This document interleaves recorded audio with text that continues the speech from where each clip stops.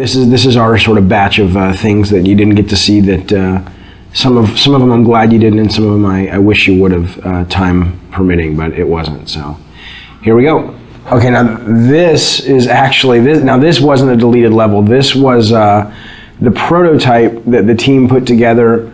I don't even know what the date on this is, but 3 years ago, and it was really just to get the basic mechanics, not even tuned or anything, but you could run, you could swim, you could swing, and if you look at this level a little bit, you'll see we certainly didn't reuse any of the main art, but you'll see kind of like that shot there is sort of the precursor to some of the shots we have in the game, the rope swinging mechanic. And a lot of this, so you'll recognize, if you've played the game and remembered the game, you'll recognize some of the level when you pull into Athens at first. This bottom section is based on that. And the whole cliffs that you climb here, we actually just sort of ripped these out directly from the demo and built the cliffs level, the Cliffs of Madness or the Cliffs of Insanity. I forget what we ended up calling it. God, it's amazing to see this little guy running around. He looks so not like Kratos. That guy there was the original Cyclops who's dying, who just never really looked like a Cyclops. He just looked like a big guy with a stick.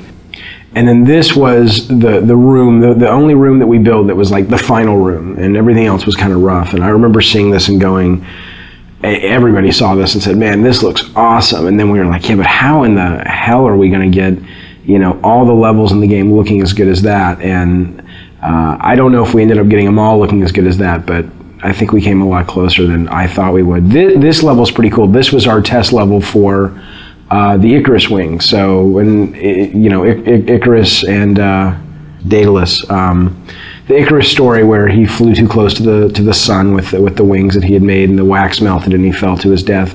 That was sort of the inspiration for the mechanic. And I still love this. I absolutely wish this had made it into the game. We just, it really came down to time and going, you know what, let's focus, let's get our fighting really good, and let's get our platforming better, and let's get our puzzles working, and maybe we can come back to this. And as is often the case, you just never have the chance to. So I'd love to see something like this, in future God of War titles, because I think it's a great, it's just fun. I mean, it's fun to fly around. And what was cool about this is it wasn't just a flying level. It was, you could land and you could walk around, and it was a seamless experience versus, now it's time for the flying level. So that was pretty cool. Yeah, I look at this now and I'm like, damn, we should have gotten that in. It would have been awesome. These were the original Harpies. They were a lot bigger.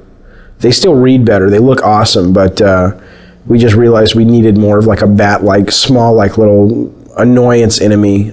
These guys played like the skeletons, basically, flying versions of the skeletons, and there just wasn't much of a difference in gameplay, so we ended up kind of shrinking them down and making them bats. And this was what we call the Mounting the Titan level, which is Kronos, the giant titan in the desert. And sadly, right now, the only way you get on the Titan is through a movie. And originally, this was how it was going to be. You see this big thing, it's like a big watermelon in the background. That's actually Kronos. And Tobin, the designer, he's got him kind of moving towards the player. And those things that are falling are like mountains that are crumbling and stuff. So it's kind of like Kronos is rushing towards the player, crawling, and you're trying to run ahead of him in these platforming sections, so that you can ultimately jump onto the structure that's on his back, and that'll lead you up to the temple. And I still love that idea. I really, really wish we could have done it. And it was just, we showed this to the tech guys, and we showed it to the artists, and they were just like, dude, that's going to take forever.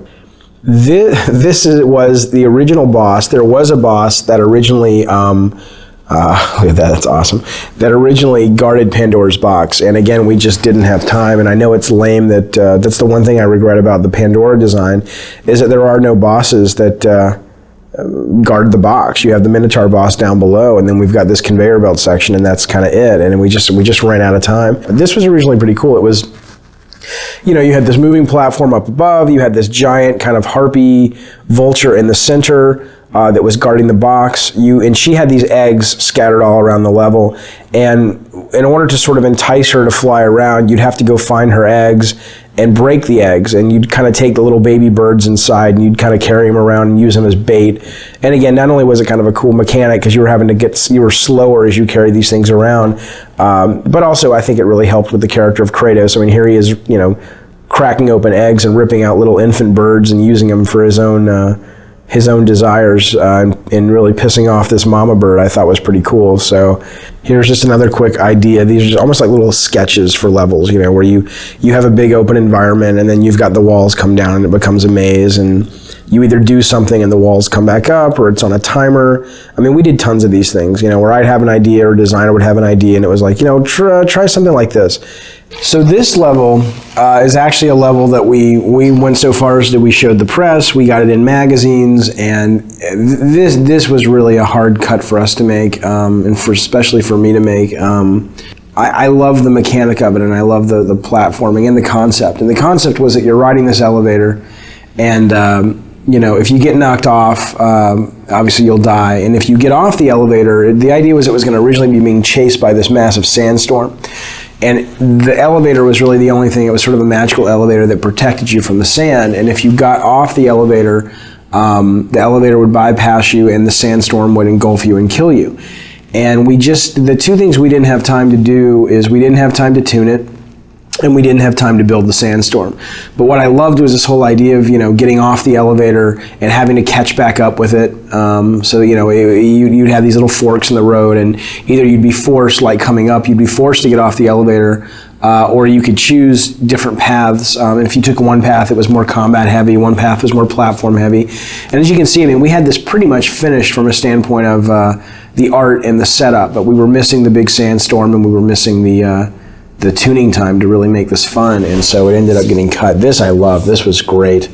This is great. I love this for the elevator. Now it gets smaller. I guess we talked about putting this in the actual, oh, see, they suck. Whoever played this couldn't keep up with the elevator, but that was the whole idea, trying to keep up with the elevator. So it's tough. It's really tough when you have to cut ideas that you're really passionate about out of the game, but you do so you can make the other ideas that you do have in the game shine even brighter. So it's sort of a constant process, or it's a constant aspect of the process that's just a really tough thing that you go through, but I think it's worth it because it makes the overall product better.